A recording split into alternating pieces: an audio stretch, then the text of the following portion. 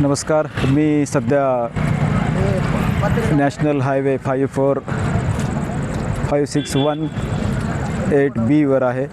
हा बीड परळी महामार्ग असून सध्या आपण गोपीनाथ मुंडे जे नागनाथप्पा हलगे इंजिनिअरिंग कॉलेजच्या समोरच्या साईडला असणाऱ्या इंडियन ऑइलच्या पंपासमोर असून या ठिकाणी मागील 15-20 मिनटापूर्वी स्कूल बस आणि एका स्कॉर्पिओचा अपघात झाला. स्कूल बस पेट्रोल पंपावरनं डिझेल भरून मुख्य रस्त्यावर येत होती, तर परळीकडनं टोकवाडीकडे जाणारी स्कॉर्पिओ मागून स्कूल बसवर धडकल्याची माहिती प्रत्यक्षदर्शींनी दिली.